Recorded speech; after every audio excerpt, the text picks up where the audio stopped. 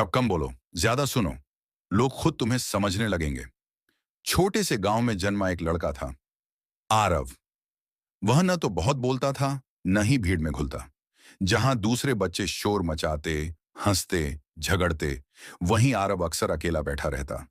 किसी पेड़ के नीचे, खेतों की मेड़ पर, या किसी किताब के पन्नों में खोया हुआ। गांव वाले उसे चुपचाप लड़का कहते थे। कई बार बच्चे उसे ताने देते, इतना चुप क्यों रहता है, क्या जुबान नहीं है? लेकिन आरव मुस्कुराकर सब सुन लेता, जवाब कभी नहीं देता। स्कूल में भी वह हमेशा सबसे पीछे बैठता, मगर हर बात ध्यान से सुनता। जब भी मास्टर जी कोई सवाल पूछते, आरव का जवाब सटीक होता। धीरे धीरे शिक्षक उसे पसंद करने लगे, पर बच्चे अब भी उसे अजीब समझते। एक दिन स्कूल में भाषण प्रतियोगिता हुई। सब हैरान थे कि आरव ने भी नाम लिखा। लोगों को यकीन नहीं हुआ कि जो लड़का दिन भर चुप रहता है, वह भाषण देगा। मंच पर चढ़ते समय उसकी चाल धीमी थी, लेकिन उसकी आंखों में गहराई थी। उसने जो कहा, वो शोर नहीं था, वो सन्नाटा था जो सबको सुनाई दिया। हम अक्सर बोलते हैं, समझे बिना। कभी किसी की आंखों में देखकर भी नहीं सोचते कि वह क्या महसूस कर रहा है। मैंने सीखा है, सुनने से बड़ा कोई ज्ञान नहीं।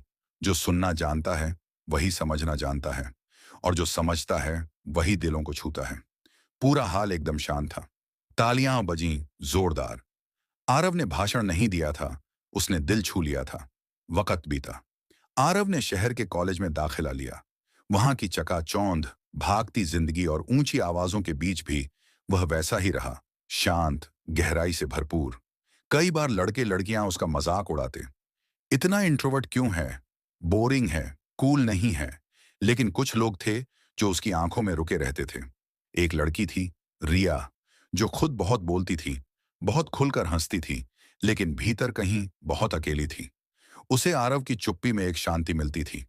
धीरे धीरे वह आरव के पास बैठने लगी। एक दिन उसने पूछा, तुम हमेशा इतने शांत क्यों रहते हो? आरव ने कहा, शब्द कभी कभी खोखले लगते हैं। सच्चा जुड़ाव आंखों से होता है।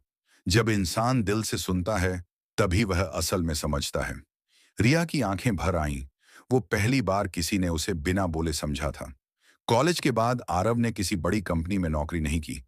उसने एक छोटा सा पुस्तकालय खोला, जहां हर उम्र के लोग आते, किताबें पढ़ने, कुछ देर बैठने, कुछ शांति पाने। धीरे धीरे शहर के लोग उसे जानने लगे। उसकी शांति में लोगों को सुकून मिलने लगा।